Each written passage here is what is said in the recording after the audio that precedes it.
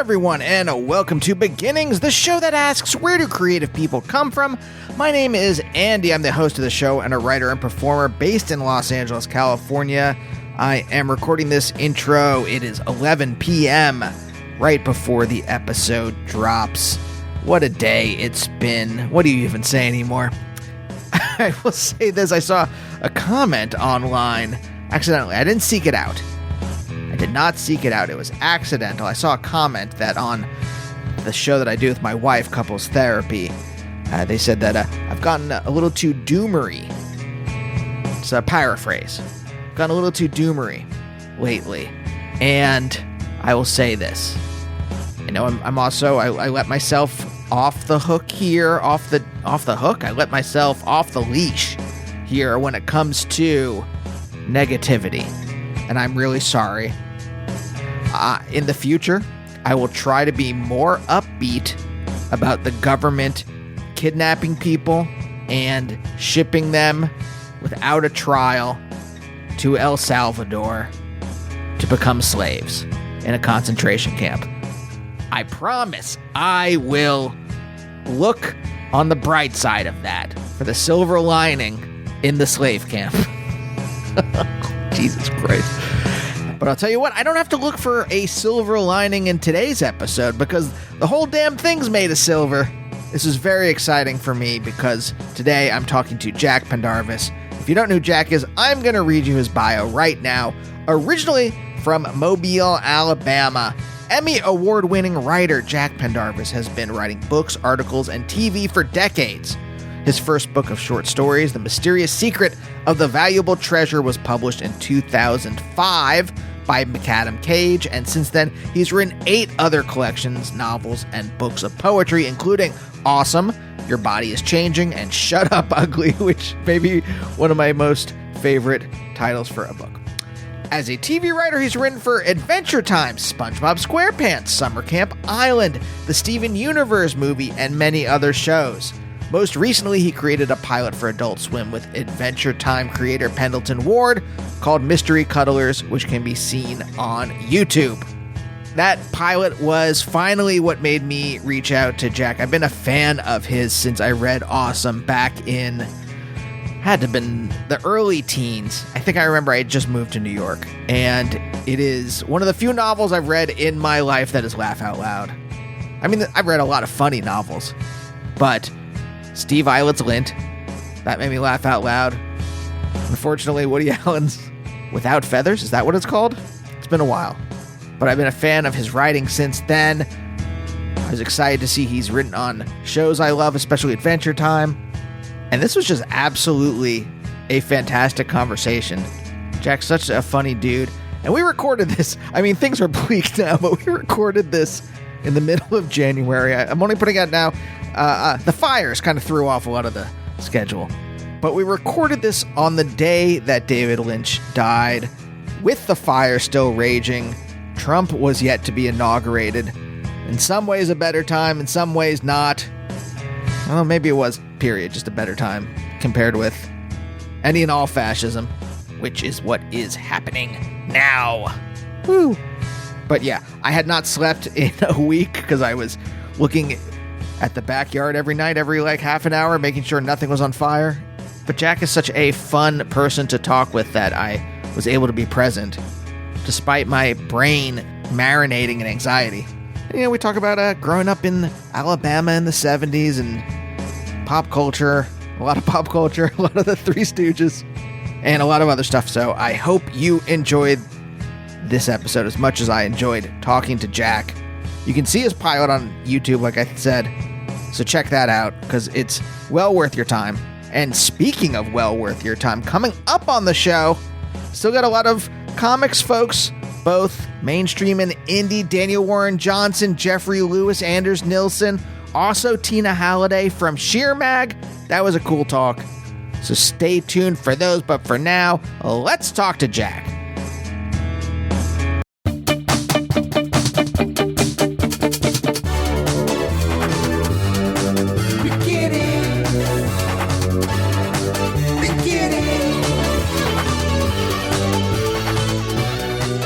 My wife does not like art at all.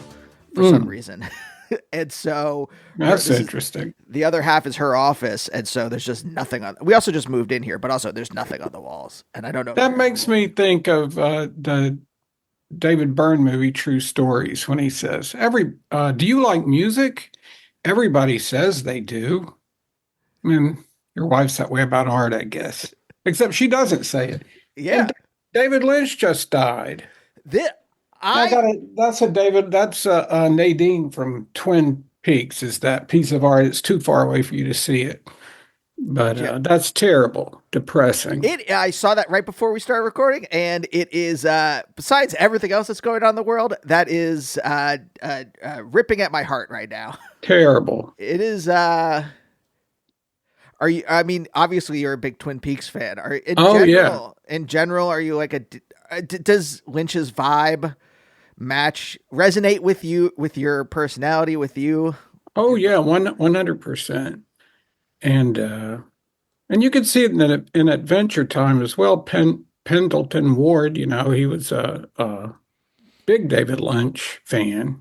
And I think there are even actors from, well, we used Miguel Ferrer played Death on Adventure Time, and uh, the man from another place, he played a king or something. I don't know. That was before my time, but there were, and I think there might have been some small attempt to get David Lynch.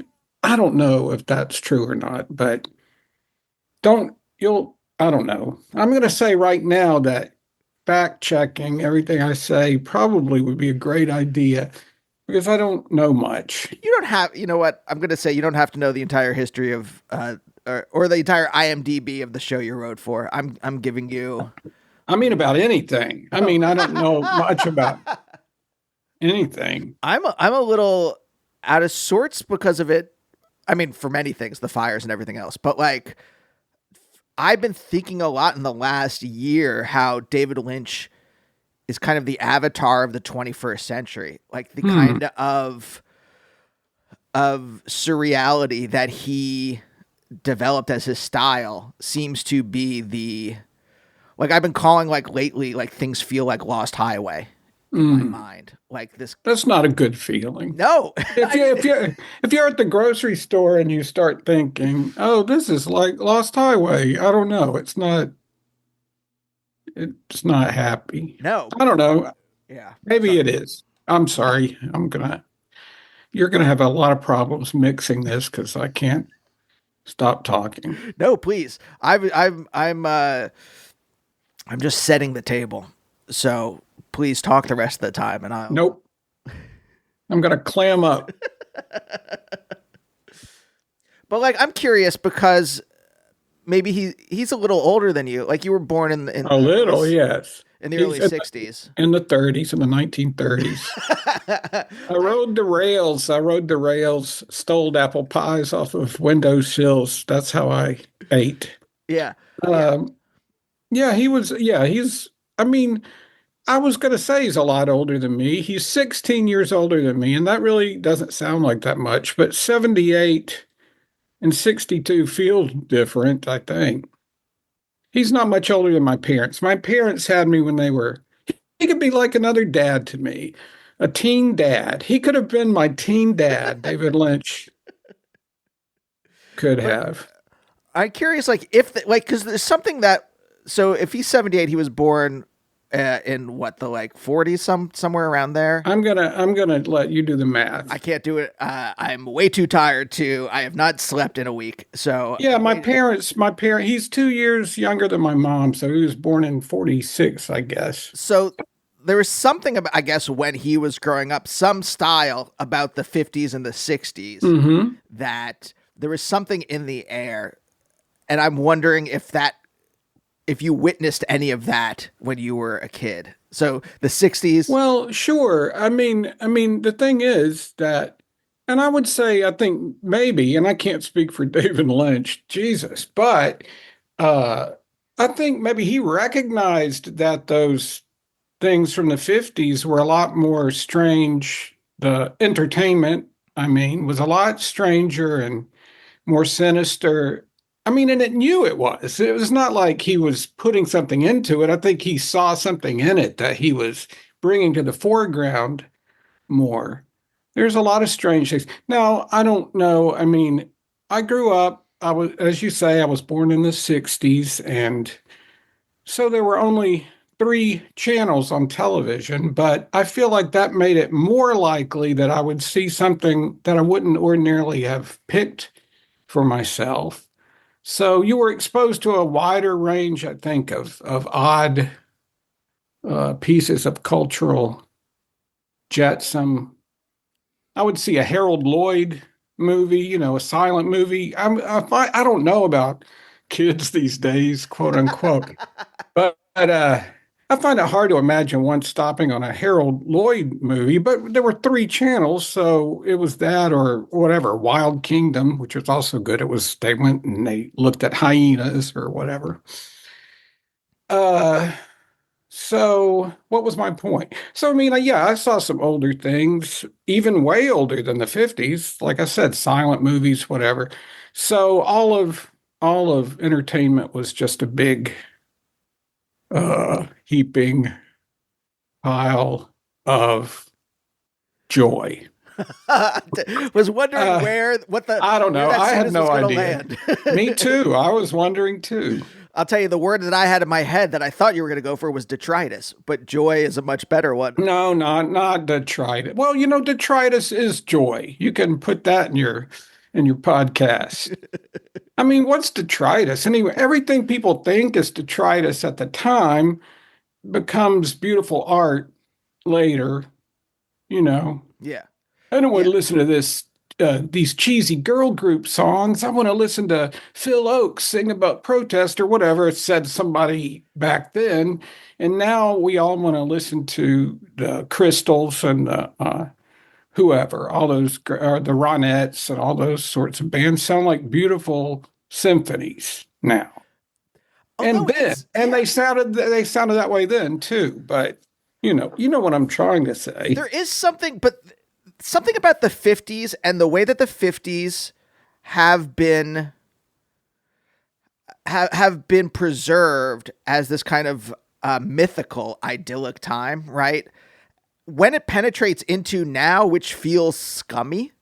Like, we were walking the dog yesterday, and there was some, I don't know what, but like a girl group from the 50s playing out of someone's house, and it was strange. It was really disorienting. Yeah, you have David Lynch to thank for that in part. I really, seriously. And that's, I guess, 60s really more than 50s, but you have David Lynch to thank for that. And really a lot of imitators who maybe weren't as good. And also Martin Scorsese and imitators who weren't as good. But at some point, it became almost a cliche to take a beautifully arranged piece of pop art and sync it up to some horrible scene of a mutant approaching an innocent child's birthday party. I don't know. God, this is going to be the worst podcast ever. No, this is lovely so far. I very much enjoy talking to you. But there is something you brought up that I think is no longer there. Maybe there's a breadth that people have now. Like they're getting a wider array of things, but the depth is gone. Because even when I was a kid, like my parents would be like, "How do you know that thing?" Because I would reference something I saw on TV that was from the 30s or 40s. Mm-hmm. That like Bogart or something. And probably the way that I got it was mediated through cartoons. Like Looney Tunes would often like have things like that, or Tiny Toons even, which was the iteration I saw when I was a child. Oh yeah, I know about Tiny Toons, but that's of course after my time. But you're right, because a lot of things I would see in Looney Tunes and not understand, or just take them as part. Like I'd see a caricature of Peter Lorre, and I would Yes. I wouldn't know who Peter Lorre was, Yes. but I would absorb that caricature into my soul, and then later I would say, oh, that's the guy. You'd see him somewhere. Oh, that's, and you make those connections. It's interesting. Yeah. That's very interesting. Yeah. So I think up through your generation, up through my generation, there is this the past kind of breaks through into our lives in a way that maybe it doesn't now. Hmm. I don't know if that's true because I'm so old, but I'll take your word for it. Yeah, probably. I'll just agree with you. But like, I think the thing that it did to me was that I felt a little alienated when I was growing up because I think some of my contemporaries, and maybe you know what, I think I was generalizing from my own Hmm. from my own point of view, because I think it alienated from my contemporaries who didn't have that same kind of depth, who maybe weren't watching the same cartoons or like watching the same old movies that I saw on TV when I was, when I was sick and at my grandmother's or whatever. Hmm. And I'm wondering if it alienated you as well. Oh, I don't think so. I wasn't smart enough to feel alienated, but I did know I didn't have I was the oldest child. I didn't have an older brother or sister to tell me about whatever was really happening with music, for example. So, uh, I got interested in classical music because I found a couple of books lying around the house that they're not like scholarly books. They're called Milton Cross's Encyclopedia of the Great Composers and their music. And they were just in alphabetical order, like here's Bach, here's Bartok. So I was reading about them before I had ever heard any of this music. And if something sounded interesting, I'd go out and buy a record of it. So I'd listen to Bach. And then I would listen to Bartok, who are at total different ends of the spectrum musically, sort of. And, but it all felt like part of one thing to me. And I started to understand that stuff. So I was into all that. And then when you're into that kind of thing, you do meet or you didn't meet other kids your age who were into whatever you were into? At the time. So the things that were going on in the 80s, so like whatever, Teenage Mutant Ninja Turtles or something like Hmm. that, right? Obviously, I would connect with my friends over that kind of stuff. But then there would be this barrier where suddenly I would make a reference to something, Laurel and Hardy, I don't know, whatever. Mm. Not really that, but like that was the first thing that jumped into my head. And then there would just be like a kind of like quizzical look or like, what are you talking about? And then it would go back. No, I meant Krang or Shredder or whatever. Really? Right? Oh, well, you know what? This is a weird coincidence. I'm going to talk about Laurel and Hardy on a podcast next week. Really? Yeah, that's strange that you mentioned Laurel and Hardy of all people. It was just the first. You know what it was? It was that something that I was looking up yesterday. I found that there was a New Adventures of Laurel and Hardy movie or something like that was done in the 90s or the like sometime around there. Yeah, that sounds weirdly familiar to me. Yeah. And I was just like, why would you? First of all, it's based solely on Laurel and Hardy, these two actual humans. Yeah. And now you have two new people playing Laurel and Hardy in Well, a I'm not going to defend the New Adventures of Laurel and Hardy. First of all, I have not researched the New Adventures of Laurel and Hardy, but I can't defend it. But I can say that Laurel and Hardy were real people, but at the same time, they were also characters named Laurel and Hardy. Do you know what I mean? yes.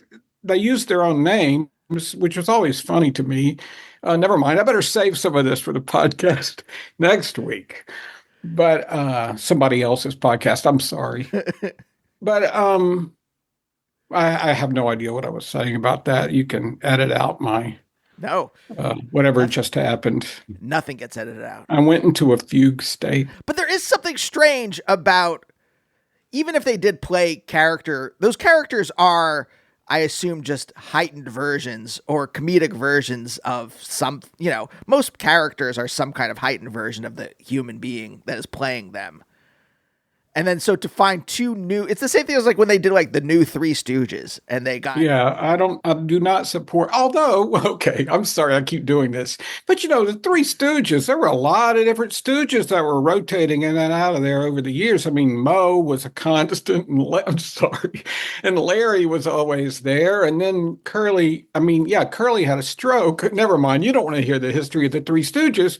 But once Curly had a stroke, they were running new Stooges in and out of there there really rapidly. There was Shemp and there was Curly Joe and there was a guy named Joe Besser, who you might know from Looney Tunes because there would be a big elephant that would come out and say something like, "I'll give you such a pinch." And I was like, what the hell is this? I didn't use such brash language as a youngster, but I wondered why this elephant was saying he was going to give me such a pinch in a high-pitched, whining voice. And that was Joe Besser. So he was briefly a stooge, but he had it in his contract that Moe could not strike him, which made him a terrible, terrible stooge. All I'm saying is the stooges themselves were known to, uh, shift the line up a little bit once in a while. But there was always Mo and probably always Larry, right? You had these constants that were these people. And again, it's just weird to see like people who are connected to vaudeville, right? There's this tradition, and then suddenly, because some studio owns the IP 50 years later, they're like, well, let's just get new people to play these characters from half a century ago. I guess the thing is, when you were growing up, I guess this is kind of what I'm trying to narrow in on, and maybe this is absolute nonsense, but it feels like there was some kind of authentic connections going on throughout the first half of the century into the 60s, and then in terms of pop culture, and then by the time you get to the 80s and 90s where I'm growing up, it's just kind of like the dead husk, and people are just they're trying to wring some kind of profit out of ideas that they owned for so long. I don't know about that. I would say that I grew up really in the 70s. I mean, I was only 6 years old at the end of the 60s. So I really grew up in the 70s, I would say, more than the 60s. If that makes any difference to your thesis, I'm not sure. And I really can't. I did notice at the time, of course, that there were lots of they made movies out of sitcoms people had forgotten entirely, right? Like My Favorite Martian. I think there was a film version of that with Jeff Daniels in it. And I might be making that up. And many other pieces of pop culture got kind of recycled in that way. I'm not sure why. It seemed like a big thing for a while, as you say. Ha! Okay, well then maybe this, but I'll tell you this. I will throw this out just to defend this thesis that I've only come up with now and absolutely no attachment to. That there was, at least in My Favorite Martian, like I don't think that was like a character Ray Walston created and was a sitcom he was in the same way that like in the 90s they did a Brady Bunch movie where that was funny. Yeah. Did you like it? It wasn't my thing. So I didn't watch it then. I was like already a surly teenager by then. No, I mean I'm thinking of the one with Gary Cole as Mr. Brady. Maybe you're thinking of a TV movie. There was, exactly what you're talking about. Yes. Gary Cole from Office Space. Yeah. He should have received an Oscar for that. And I mean, it was uncanny. What he was doing was uncanny. And then I will mention, I really did enjoy the Farrelly Brothers Three Stooges film. Although the saddest thing and that guy should have also gotten an Oscar, the guy that played Moe in that, it was a brilliant, it was like he was possessed by the true spirit of Moe. And the saddest thing I ever said in my life was, "One for the Three Stooges, please," when I ordered a ticket for that. Anyway. Okay. So, but you're saying that you're really formed in the 70s. So tell me what the 70s in Alabama is like. You're in Mobile, right? The 70s in Alabama was like the 20s anywhere else. Just kidding. I don't know, the 70s in Alabama. Well, I went to the bookstore every Sunday. I lived in Bayou La Battery. That's where I grew up.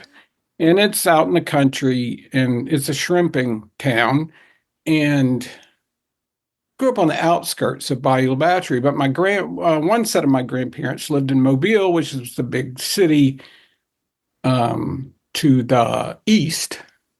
And so we would go to Mobile and I would go to the bookstore with my grand, and you could get the same books in Alabama as you could get anywhere else. And I was a precocious reader. I started reading very early, like at age 4 or something. So by the time I was 8, I was reading pulp novels like The Shadow. Do you know the character The Shadow? Speaking of a Hmm. character that's been recycled over the years, yeah. So I Alec get these. Baldwin played him. Yeah, Alec Baldwin did play him, and Jonathan Winters was in that movie. He never got a film role that really matched his talent, in my opinion. But anyway, I would read pulp novels. I was reading, for some reason, Agatha Christie uh, and Rex Stout. You know Nero Wolfe, the character Nero Wolfe. He was like a large man who grew orchids and lived in a brownstone in New York, and he would solve crimes without leaving the house. He just had a guy who would run out. He had a guy named Archie who would go out and do the legwork for him, who was like a tough guy, like a more traditional private eye sort of character. And Nero Wolfe would just tend his orchids and eat gourmet meals. And that sounded great to me. And I didn't know what a brownstone was. Okay, that's Alabama. I'm in Alabama. I don't know what a brownstone is. I read about a brown. He lives in a brownstone. I don't know. That must be a kind of a nice place to live. So I had to learn things through context a lot. But I guess every kid maybe has to do that. Well, not now. You can Google everything. I couldn't Google things back then. Uh, is this answering your question at all? Sure, sure. And I could go to the record store in Mobile and get Bach or Bartok or whatever else I was reading about in these books and experiment with that and learn about that. And then I was playing saxophone in the band, so my parents got me the Smithsonian Collection of Classic Jazz. I'd never heard jazz before, and this was a set of record albums that started with like a piano roll of Scott Joplin actually playing the piano. And it ended with way experimental stuff like Cecil Taylor and stuff like that, Ornette Coleman. And so I sat and listened to that in one day, just record after record, and got immersed into that music. So, I mean, culturally, you could find, I imagine, the same things you could find anywhere else in the country. I don't think I missed out on anything in that way. Wait, did I say that, Oh or did no, I no. imply that No, no, that's just the defensiveness that you learn to cloak yourself in when you come from Alabama. Because the thing I was thinking of when I saw, I'm like, oh, you were born, what, 1963? And I'm like, in the South, I'm like, oh, politically, nothing was going on at that time. Grew up in a Oh, placid, well, I very. was 6. I really I wasn't interested in politics at that time, I guess. Did any of the tumult show up on, not on your doorstep, I guess, but like, was it in the air at all? Or, Oh, sure. Yeah, yeah, sure. There was like a Ku Klux Klan meeting that went on somewhere in our town, and I think my parents drove by there to show me like this is bad. Look at this. Look at these weirdos or something like that. And it was scary. It scared me pretty bad. I was scared straight. Now I wasn't, not that I was a 6-year-old. I didn't have any. I was not a racist 6-year-old. But anyway, so yeah, definitely. And I went to church. I guess that's a traditional type thing to do. I mean, I really enjoyed the Bible, still like the Bible a lot. It's really cool, good writing, great stories, complicated characters. good writing. Um, yeah, great writing. I'm talking about the King James. Of course, they were like, King James version is the best, and they're right about that. Uh, they told me that when I was a kid. They were like, now, this King James version, that's the one for you. Huh. And, the King James version of the Bible's filled with great passages of great beauty. Yeah. So that was influential, sure. The Old Testament more than the New Testament. I mean, there's a little action in the New Testament, but then it's a bunch of letters toward the end. And then you get Revelation at the very end. So there's some action again at the end. But the Old Testament's just like one, well, when it's not lists of genealogy, It's and laws like you can't eat a shellfish or whatever. There's some great stories. And the characters are really complicated. Like not they're flawed protagonists, such as you might remember from The Sopranos and Breaking Bad. The Bible's the original Breaking Bad. I I don't know. imagine you as a youth pastor turning a chair around to sit down Oh yeah, and yeah. like You Moses kids is the do real Walter White. well. That's interesting. Is he? I think he's more like Slippin' Jimmy in Better Call Saul. I did try to explain the Trinity once by means of Slippin' Jimmy. See, he's also Saul, but he's also Slippin' Jimmy. I mean, and I can't remember. I had a whole rationale. I really could have been a youth pastor, I guess. You We can had a oh you have Saul, right? You have Slip and yeah, Jimmy, and then you have James. So you do have right. three. That's right. That's right. I forgot some of the details of Better Call Saul. It's been a while. So, okay.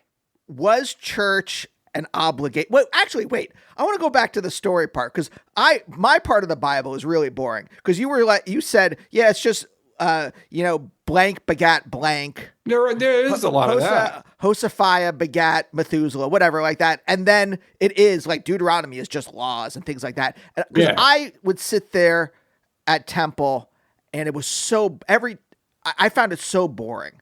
And I would run out of room on we'd get a little like program and I would run out of room doodling on that. And so then I would pick up the translate. There was like a book in the back of every like section of the pews that would have the transliteration of the Hebrew and then a translation of it and then the Hebrew, right? And you have these three things and sit there and try to read it. And it was just the worst prose. Oh, well, I don't know, man. I respond to it. And also the music. I liked the music. The music was great in the Yes. church. And That I agree. look, I'll tell you an advantage as a Southern Baptist is it's really scary too. I mean, there's the devil, which is exciting. When I was very young, I had an illustrated version of the Bible for children. I took it to school. I was like, "You guys, look at this. This is the devil." In case we see him, this is what he looks like. It was just like literally one of the guy in the red suit with the horns and a tail, and he was flying off of. I think he had just tempted Christ and was like flying away. I don't know, like Superman. I was like, this is the devil. He looks really cool. And we got to keep our eye out for him. And then we started digging a hole out in the schoolyard during recess because I was like, I think we can find him. And we all got shovels and started digging. And I was 32 years old. That's not really. That part's not true. Um, let's see. What about the devil? Oh yeah, it's very scary. Southern Baptist Church. So my wife and I, we went to some event, maybe no, not a christening, something like that at a Presbyterian church here in town, and both of us were raised in really scary churches. So the pastor was talking about, I once, as a young man, had a summer job on a golf course. I found a wallet, and we're like, what the hell is this? We're not scared at all. And in fact, we didn't enjoy it. We prefer that little excitement of, you guys watch out because some terrible things are going to happen. They would show us movies uh, about the rapture. I don't know if you know anything about the rapture. Oh, I know. Okay, well, the rapture. So it'd be like, I still remember scenes from this movie, like a guy's shaving with an electric razor, and his wife's like, honey, honey. And she comes in the bathroom, and the electric shaver's just in the sink, kind of going crazy. And for some reason, that was terrifying. Here's a guy happily using his electric razor, and now he's gone to heaven. But it seemed really scary to go to heaven because you're going to leave your electric razor going. God knows what's going to happen. Yeah, why wouldn't they let you take your razor with you to heaven? I wonder. But like the way that you are describing it, it is because you use the phrase, I'm paraphrasing you, but like that it's exciting as well as frightening. It's almost like a horror movie. Yeah, it's thrilling and terrifying. Because it wasn't like the devil, it wasn't like, oh, I'm just scared of the devil. It's like, hey, we're going to find him. We're going to dig a hole to hell. and try to find the devil. Yeah, maybe that was probably a bad idea on my part. What would I have done if I had, although my wife and I were watching the movie The Core. Remember that movie, The Core? I do They're vaguely. burrowing toward this. There's some problem inside the center of the earth. Is it Morgan Freeman? I can't remember who's in it. Anyway, they're boring to the center of the earth. And my wife and I thought it would be a lot more interesting if suddenly they're like, wait, gentlemen, we have the devil on our radar, Gentlemen, we're about to meet the devil. It's just a little like a red head with the two horns perfect. coming out of it, like a little that's great. digital version. Yeah. Gentlemen, suit up. And then they have to go out and fight the devil. That'd be a good movie. I'd like that. Well, they anticipated it because they programmed in a detector to find the devil and also programmed in the little graphic. So they knew it was a possibility. Oh, yeah. I guess maybe that would be the whole purpose. Like, gentlemen, there's been a 10% rise in evil in the world. There's only one explanation. The cork has come out of hell and the devil is on the loose and they have to stuff him back in. That'd be a good movie. That's a good idea. Well, now, look, I shouldn't even mention this because I can't even remember who had this idea. It wasn't me. But back when I worked I used to work at TNT for a while, the network. And somebody there had the idea for, now, you know what? I shouldn't mention it. It's not my idea. And that guy might still be out there trying to sell this idea. All I can say, it involves a certain Bible story that you might not remember. Jesus cast some demons out of a guy and they fly into a herd of pigs. And the pigs are all possessed by the devil. That's all I can say at this juncture. That's the kind of excitement you get in a Baptist church. Demons, angels, pigs. A constant battle going on all the time, Yeah, it's almost like it makes sense why wrestling has become such a huge industry there you grow up hearing the Bible as a series of battles almost then. Mm-hmm. That's it. There's no I mean, I don't know. I just agree with everything you say. I don't really know. I don't know if it's right. I don't know if anything I'm saying is right. Oh, is that not the modern age? Is that not the symptom of the modern age? Yeah, let's just pile some more of that on there. Let's just keep it going. But was there any actual fear, or was it the kind of exciting fear? Oh, the fear is real. I mean, in fact, if you go to a good horror movie, I feel like the fear is real. I'm not sure what fear is except that feeling, like my palms can sweat during a movie, same way they do when a plane's taking off, and I'm very afraid of flying. I don't like it at all.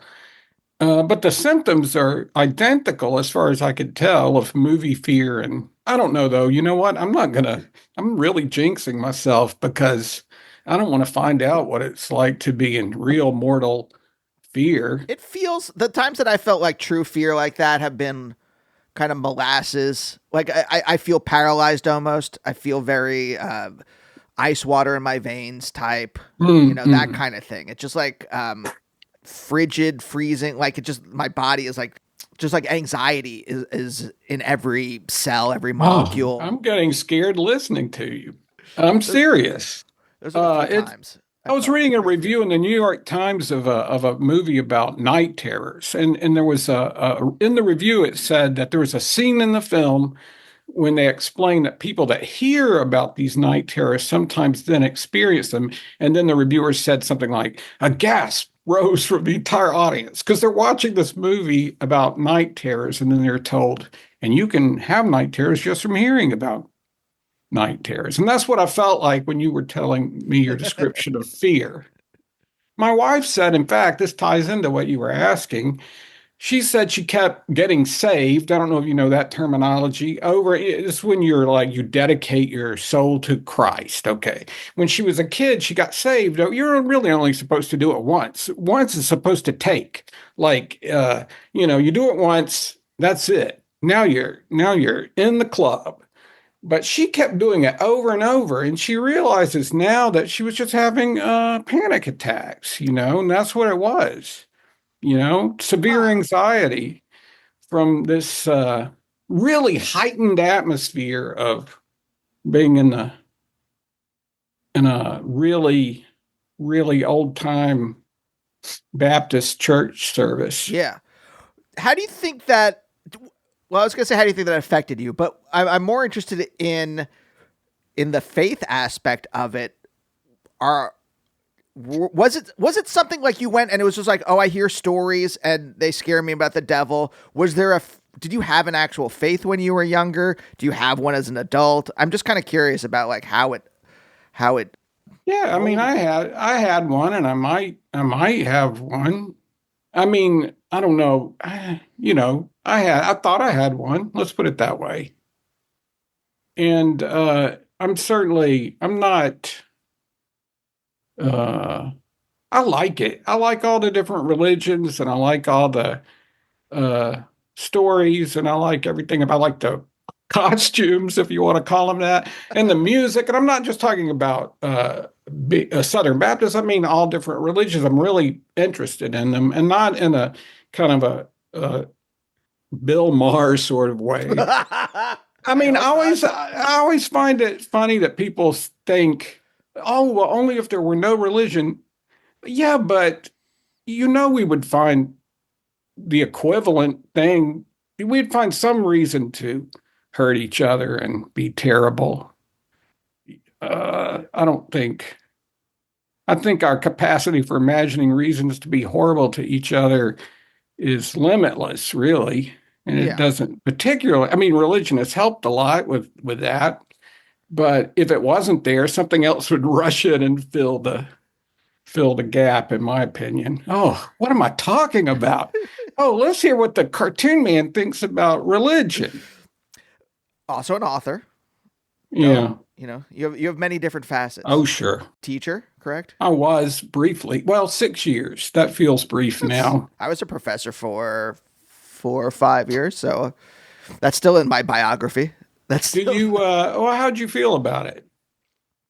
didn't like it. Oh no, I liked teaching. The teaching part was great. Did not like academia. Was I not. didn't I didn't like either one of those things. But you know what? I know other people that love it and they're good at it. I wasn't trained for it. I don't know about you. Did you have some sort of background in that or They threw me in the deep end. So part of my stipend for grad school was that I would teach classes. And they just kind of just like, you pick the curriculum, here's the topic. So, I mean, there's not a lot of, if I was teaching logic, there wasn't a lot of leeway. But if I was teaching philosophy of art, I could, as long as it was within the rubric of philosophy of art, I could teach whatever I wanted to. So that was great. Yeah. And the teaching part, interacting with students and getting to read things, I would read new things along with them. And I found that to be great. It was just once you started to get into, like when I started to get into my dissertation, that I found it to be stifling, and that suddenly the freedoms that I thought I had evaporated, and I had to work under what they wanted me to do. And that's when That does become really stressful. What was your dissertation I didn't on? even get there. I Oh. moved to New York and started taking classes at See, UCB. that's awesome. I mean, but I have nothing against school and the people who teach there and the people who learn there. I love them all. I just wasn't qualified for it at all. I mean, I don't have an MFA or any sort of advanced degree, and I became the writer in residence at the University of Mississippi. It's a John and Renee Grisham pay for it, and they set you up for a year, and you don't have to pay any rent, and the teaching load's very light. But what happened was a couple of fiction teachers one got sick, another one was out of the country, and they didn't have anybody to teach fiction, so they asked if I would stay, and then I just kept staying and staying. But I shouldn't say this because everyone who took a class from me will now sue the University of Mississippi, but I didn't have any technical qualifications aside from writing some books to tell anybody else what to do. I always felt weird about it the whole time, Is that all authors, though? All authors that teach? Well, a lot of them went to programs that also teach in the same way that they're teaching. Do you know what I mean? Like Iowa or wherever, or here at University of Mississippi has a great MFA program, and so a lot of writers now come out of an academic, and for a long time that's been the case. Of course, I mean, Flannery O'Connor went to Iowa, for example, and there's nothing bad about that. I also know some writers who are like, boo, MFAs are terrible. That's not true either.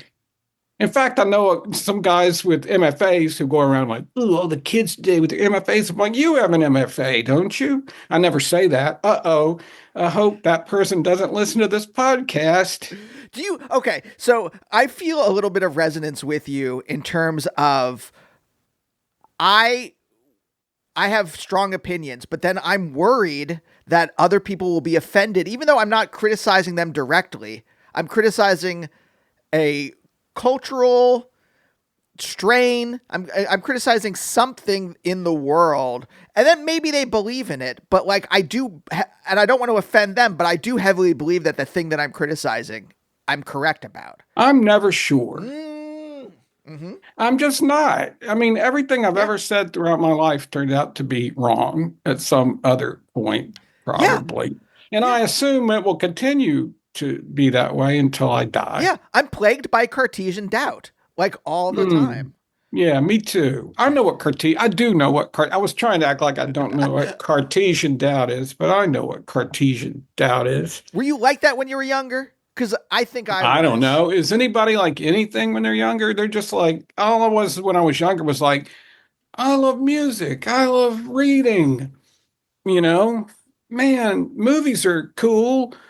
Yay. Is that real? Like you were just lost in pop culture when you were a kid? Pop culture, I don't know. Or culture period. Culture period, I would say. Yeah, but even jazz.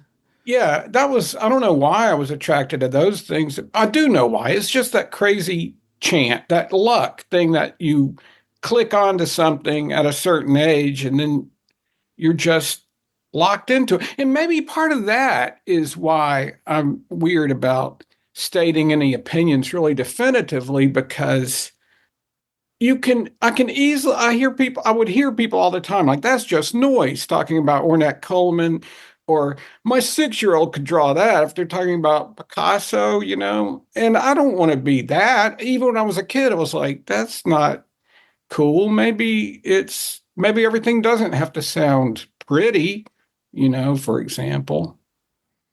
I feel like I'm not really answering any of your questions. I just start talking and words go somewhere. And no, I mean, you're painting a picture. There's a vibe. There's a certain, if not a, yeah, I'll just go with vibe, I think is the correct Okay, term. Good. I never had one of those before. I'm excited. When that concept came into my head, I think a lot of things fell into place where I wasn't trying to define things anymore as specific. I was just saying there is a theme, there's a energy. Because I used to be, you know, I think I lied to you. I said that I was unsure of things when I was younger, and that's a huge lie. I was a jerk. I was arrogant, and I was like, no, this is definitively, if I say a movie sucks, now I'll say like, oh, it's not for me. But then I was like, yeah, oh, okay. Sucks. I think you're right. And I think I was like that too, probably. But the thing about me was I kind of liked everything. Like, it would really take a lot for me to not like something. I don't know. I had no taste whatsoever. Like, just whatever was in front of my eyes, I'd be like, this is what I'm watching now. And I see it. And there it goes into my brain. And I don't think there was a lot that I didn't like, except for a sitcom called Hazel, which was about a wisecracking maid or something. And I was just like, this maid is getting on my nerves. And I didn't really like Hazel.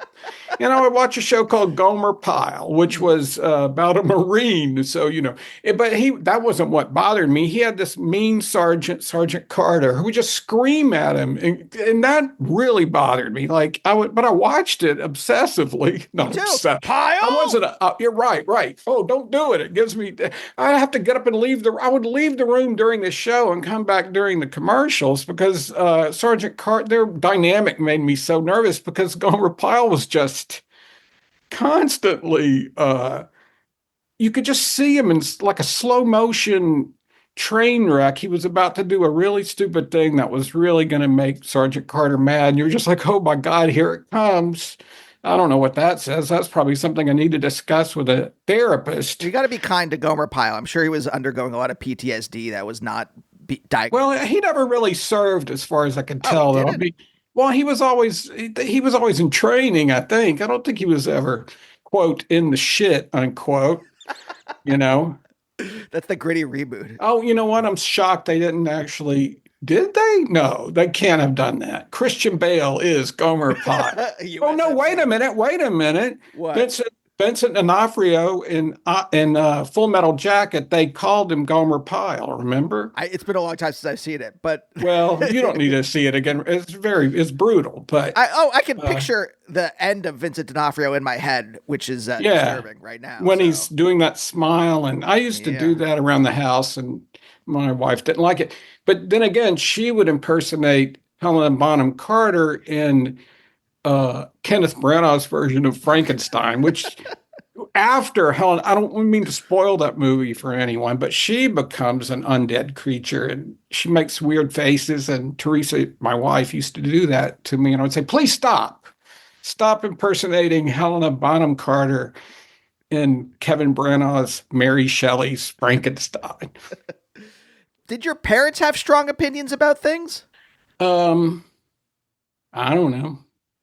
They're still around. I could ask them. I could call them up and ask them. But I mean, when you were growing up, like, did they have... They let me read. They didn't care what I read or anything like that. I mean, they weren't looking over much. Oh, my grandfather once was like, he's 11 and he's reading Catch-22. I don't know if that's good. You know, it's adult themes or whatever. I don't think the phrase adult themes existed at that time, but they didn't take Catch-22 away from me. I kept reading. I read that book over and over and over. I don't know why. I was kind of obsessed with it.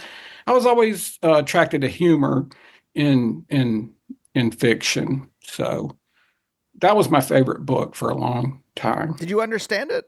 Yeah. At 11? I mean, sure. I mean, look, I started reading at age 4. And I might have said that already, so it sounds like I'm boasting, like I was 4 and I was reading.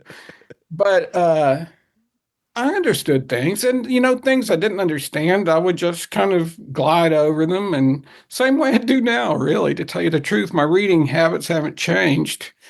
If I just take context for whatever I don't understand. I just let it kind of go in there and save it for later. Yeah. Think about. I don't stop reading and run to Wikipedia and do research. I'd rather just be in the book. You know what I mean? I don't know. I was sitting there. I was reading. What was I reading? I forget. Oh, the Recognitions. And I was sitting there with my phone open, looking up words as I was reading it. No, I can understand that, but I'm too old. I never got into that. I never felt the need. Because it's just... I know, let me put it this way. I'm okay with not understanding parts of things. No, not me. I need to understand it down to its very quark. That's interesting. Yeah, kind of. It is. I mean, it's valid. It's more valid than what I'm saying, I think. But it also, I mean, that kind of like need to know did create some kind of path for me. Because at first I thought I was going to be a physicist. And then I read a book on modern cosmology, and I was just like, I kind of get it. Like they have most of it figured out. There's like a couple things that they're not sure of, like how quantum mechanics and relativity kind of line up. But I'm like, they don't really need me. And then it went to philosophy, and then I'm like, they kind of. By the time I start, I'm like, they kind of mostly figured out.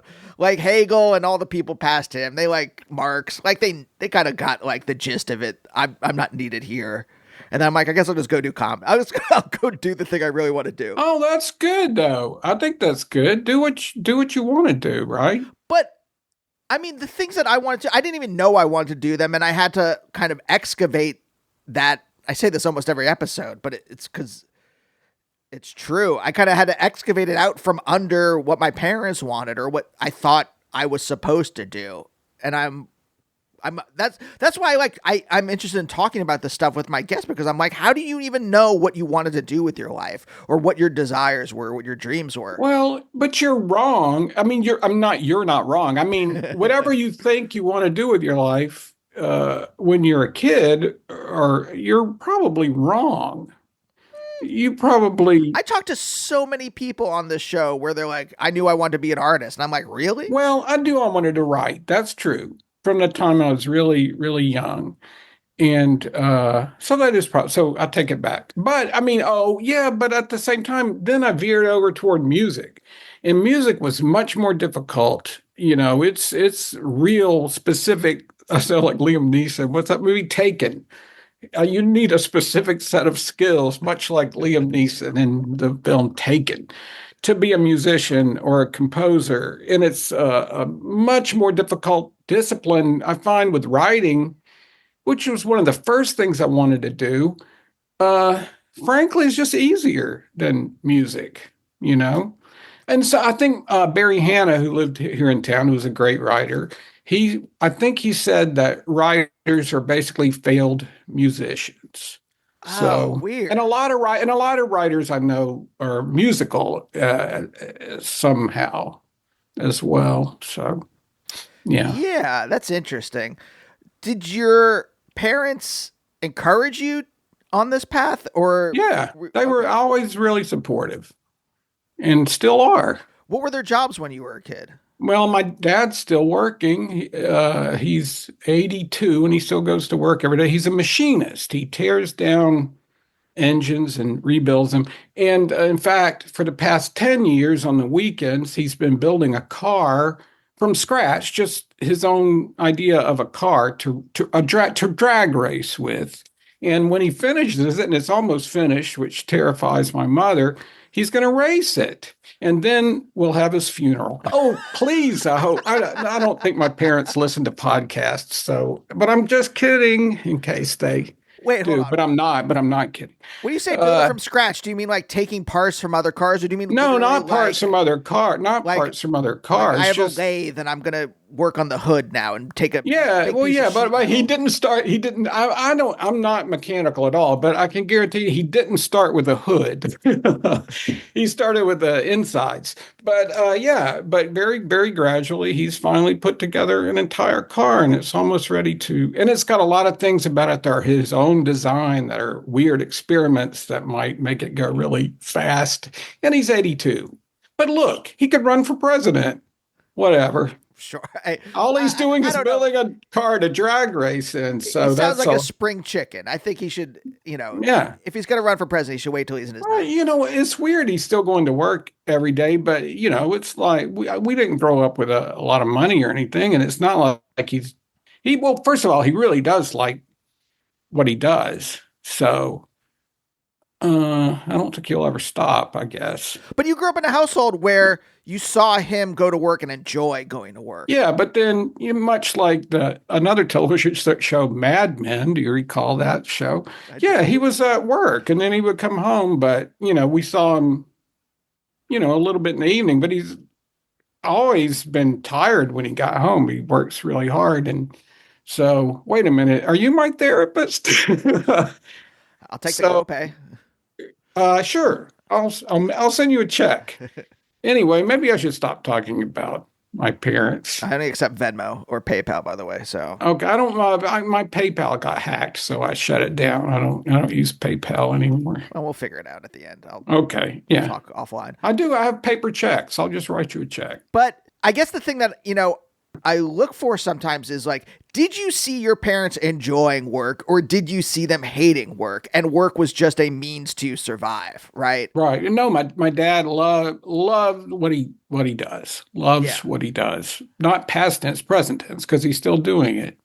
And this is interesting, maybe, but my one of my nephews recently moved from Los Angeles to live near my parents because dad is teaching him all this stuff now. My 23-year-old nephew moved to Alabama to learn about this stuff from my dad. So that's kind of cool because my brother and I we learned nothing about that stuff from my dad. Was it of any interest to you? No, I didn't like to wash the car. I didn't like anything. I like to when I finally got a car, I liked driving around in it. Sure. But that was it for me. Sure. Was I like to put in my 8-track of Rossini and be like, I'm going to listen to the Barber of Seville at a stoplight, and people are going to be like, "Whoa!" Or whatever my thought was at the time. That Wow, was, yeah. who's that cool guy listening to Rossini at the stoplight? I want to be his friend. Oh, that was exactly my mentality, except with indie rock. I'm like, finally, they're gonna Yeah, think I'm cool. I'm playing Pavement. I'm playing Superchunk. right. Everyone's gonna, it's just like no one cared. Yeah, but you were much more on target than I was. I mean, like I'm stopping at a stoplight, like da na na na na na na na na na, No, which I first knew from Looney Tunes as well, of course. exact. See, Yeah, Looney Tunes. it really all goes back to Looney Tunes. It honestly really does. Everything goes back to Looney Tunes. All of it goes back when I mentioned. It made me think of when I mentioned UCB. Matt Besser, one of the founders of UCB, is the grandson of Joe Besser, one of the Stooges. What? Yeah. And he was not, nobody remembers that he was a stooge, but he had this kind of character. And I don't mean to cast any aspersions upon this man's uncle or grandfather. Wait, what? How was he related to Joe Besser? Think grandchild, but maybe like Oh, so I don't want to grand insult this uncle. guy's grandfather or granduncle, but he would put on like he was dressed like a child. He was a large man, and he would put on little short pants and a frilly shirt and hold a big lollipop and kind of prance around. It was really odd. It was well, maybe a proto Pee Wee Herman almost in a way, except he had none of the charm and fun of Pee Wee Herman as far as I was concerned. He was just scary to me, Joe It's Best. very Chris Farley, actually. Well, if Chris Farley wore a diaper and a big baby bonnet, maybe, but I mean, no, even it's got something real infantile. I'm really talking badly about this guy's grandfather, but Joe Besser was one of those odd anomalies. I don't know why that was fun for anybody, but it was. People loved Joe Besser, I assume. So, was the pathway to become a writer pretty straightforward, or were there any detours? Let me ask you a question. Is this the most that anyone's talked about Joe Besser on your podcast? Yeah, I can actually. I mean, Matt's been on the show. Oh, so maybe when he was on the show, but that was like over a decade ago, so I can't remember. Please don't let him hear this episode. I don't want to insult his grandfather. That's horrible. Or granduncle. I can't remember. You were asking about writing. Yeah, okay. It's related to TV again because when I was about 6, there was a sitcom called My World and Welcome to It. And it was a fictionalized version. It was based on James Thurber, the New Yorker cartoonist. Well, it was based on the life of James, loosely based on the works of James Thurber. But it had a lot of, what fascinated me as a really small child was that it was intercut with like animated sequences that looked like James Thurber cartoons. And I got really interested in those. So I really got interested in James Thurber. And I think that might have been what started me thinking about writing and also about cartoons, although I never got good at drawing. I always was fascinated with comic strips and later on comic books, but storytelling, storytelling with pictures and storytelling in general. I got really interested. I guess James Thurber was my way in. And yeah, that's it. Do you start taking practical steps or, how does it actually happen? No, you just start writing a lot, writing thing, if there's a class assignment, if you can figure out a way to make it into a story, you do that. So I just wrote a lot. I don't know. I just liked it. I drew a lot too, but I never got good at it. But I like storytelling. You go to college in the 80s? Was that right? Early 80s, somewhere in there? No, let's see, 81, I guess. Graduated high school in 81. And I was a music major, but I just couldn't hack it. It was too hard. You had to practice all day long, different instruments. You had to do a string methods class, and you had to do a keyboard class, and all this other stuff. And I enjoyed it and I met a lot of people that I really liked, but I just didn't have the technical skill or the patience to get better. Mm. So that kind of withered away. And then I kind of moved over to English, you know. Well, okay. Was it a the dream has died, I'm depressed, I don't know what to do, or was it a acknowledgement like I can't do this, it's not for me? No, I was as a young man in college, I was really melodramatic and sad and filled with gigantic emotions. So which I've gotten rid of now, and I'm just a husk, just a dry, just like a fossil. Mhm. But at the time, I was just like anything. I was probably weeping all the time in public. You know, now I can't cry. You come over here and hit me in the stomach. I won't cry. Is that an invitation? Yeah, please, anytime. Come to Mississippi and hit me in the stomach. I insist. That's actually my podcast. I invite people to come to my home and hit me in the stomach. Not a bad idea. No, yeah, no, I was very emotional and really too much, you know. So I'm sure I was tragic about it all at the time. Yeah. Wait, how did you get those emotions under control, or was it just a natural process? I just expended them all, and then I was out, and I ran out of emotions, and I no longer have Because them. when I was a kid, it was like that, and the people around me didn't respond well. It wasn't like if something bad happened and I cried in school, like people, some people were sympathetic, but it was also like this kid. Why is this kid crying? Someone just stole his hat.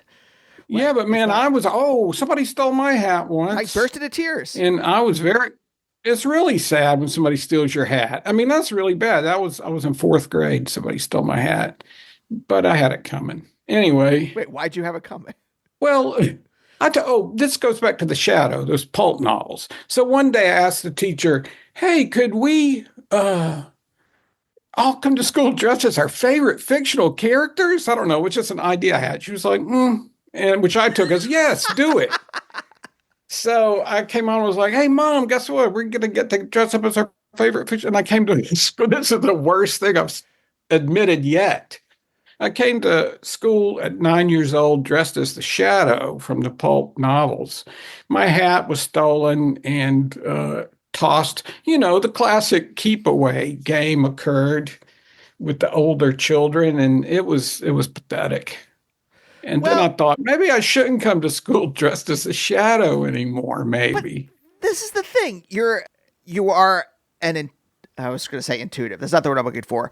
no. You were an interesting kid. You had an imagination. You wanted to have fun, and the world is kind of like telling you like don't do that in a way. Frankly, I think I really wanted to be the shadow. I just think he seemed cool. I'd like to be him for a day. Yeah. It didn't work. It didn't work out. The shadow would have shot those guys. You know, I'm not advocating that, but he was a two-fisted guy with a gun in both hands. Wait a minute, that might be a mixed metaphor or something. I think though that I naturally just started holding in those emotions because I'm like, oh, people are not responding well when I like have them, so I'm just gonna like hold them inside. And I'm saying this consciously now. Then I think it was just a kind of instinct. It was just I don't like how people are responding. I don't know, man. I think I was like, oh, I thought it was in an opera or something. I'm talking about college, not Right. even being a young kid. I really should have known better, but I was just like, I think I'm in an opera. I'm going to pretend, I'm not pretend. I believe that life is like an opera and I'm in it. And apparently I'm the star of this opera, you know. Yeah. And I'm Yeah. going to stand on a picnic table in the middle of campus and weep giant tears like the mock turtle in Alice in Wonderland. Yeah. I'm imagining you as a romantic poet, like that kind of. Oh, sure. In fact, I'm reading a biography of Lord Byron right now. There you go. So then the music dream dies. You are having a very outsized emotional response to that. Do you just go to English just like as a plan B, or is there a pull towards it? No, I always liked writing, so that was a natural thing to do. And as I said, it's so much easier, frankly. I mean, there aren't that many rules, honestly, and you're not going to kill anybody if you do it wrong. It's not a dangerous profession, really. It's not like well, almost any other profession is more potentially dangerous to other people than writing little short stories. Oh, I Yeah. hope my little short story doesn't cause a big, you know, brouhaha. No, it's probably not going to. Yeah, I don't know. You could inflame the fires of fascism with writing. There's things you can do to hurt people. I guess. I don't know. This machine kills fascists. Woody Guthrie. That's what it said on Woody Guthrie's guitar. Yeah. But I'm like, did it really, though? I'm not sure. No. I mean, nothing against Woody Guthrie. Love Woody Guthrie. And I don't know why I'm trying to find counterexamples to what you're saying, but like Socrates had to eat some hemlock for his writings, or for Yes. Well, he wrote nothing down. Yeah. I don't think he wrote anything down, but it didn't help. Socrates was much like Donald Trump. I'm kidding. Wow. Well, he didn't have an email account or whatever. He's like, I'm not putting any of this on paper. I think that's Donald Trump's thing. I don't know. I'm sorry I brought Donald Trump into this. Well, no, it's all on our minds, I'm sure. Speaking of fascism, I'm not drawing a direct connection there, but Dragnet has become my favorite television show, the 1967 through 70 version, and it's pretty right wing. It's like politically, philosophically, it's a super right wing show, but artistically, it's magnificent. The structure is ingenious, and it's very efficient. It's efficiently done, and he figured out what he wanted to do, and he just did it over and over with these weird variations in every episode. Anyway, that's my new favorite TV show right now is Dragnet. I've heard Leni Riefenstahl was a producer. That's probably okay. Well, we're right at the end of the show, and I'm just curious, like you go to English because you're like, okay, I like writing, but like, at what point are you like, I want to professionalize this. I'd like to do this for a living. Oh God, a really long time. I mean, I was sending stories out and stuff like that, but I didn't really have anything published in a literary magazine, maybe one or two tiny things, but not really until maybe I was in my 40s. I mean, it takes a long time and forever. Yeah, but what are you doing in between then for work? Are you writing for a living? Oh, working in a coffee shop, working in a record store, working in a bookstore, different jobs like that, just regular retail sort of jobs. And then eventually I was 30 and my boss was 19, and I was like, I'm going to go to Atlanta. And I had friends in Atlanta because I was playing in bands, and we used to open for this one band. And so I went to Atlanta where those guys lived, and I just happened to meet some people from TBS, and I started writing these, coming up next on TBS. They had a way with women and a way with war. Darby's Rangers coming up next on TBS. That stuff. And that's how I guess you could consider that writing professionally. Yeah. And that's how I started writing for money was that job I got just by quitting my coffee job and moving to at 30, which I really should have thought of that before I was 30, but I didn't. I don't know. I didn't leave academia until 28, 29. That's when I moved to New York. So like, I don't know. It just takes some people a little longer to kind of like figure it out. Well, that makes me feel better because I'm like, oh, you're just like me. That's good. Yeah. But of course you don't know anything else about me. So what if the rest of my life was awful? And then no, but you seem nice. Yeah, I'm okay. I know your wife doesn't like art, and you said, I mean, I would not say that on a podcast, but whatever. And I know you have a nice dog that I saw. Yeah. And you have a cat that you mentioned, or you told me you had a cat. You could be like Hugh Grant in the horror film Heretic, and just be telling me things that aren't true. All right, hold on. Here, look. Here's a picture of the cat, just so you know. It's a picture of a cat. Okay. I don't know. Here's the cat sitting on my chest. Okay. I'll accept that. That's like a hostage holding up a newspaper with today's date. Oh, yeah, it is. Yeah. Proof of date. Jack, thank you so much for joining me today. And thank you. I hope you can use part of that. Yeah, this is at least 10 minutes. Great. That's really almost too much. No, it was really. I'm really a fan, and it was really a joy to talk to you, especially on a day as dark as this. Oh, a day? How, a period of several years. In a very dark year so far, culminating with poor David Lynch, as I think you were referring to. Yeah, and we'll see you next time. Bye. Bye, oh, bye, oh, bye, oh, bye, oh, bye, oh, bye, oh, bye, oh, bye.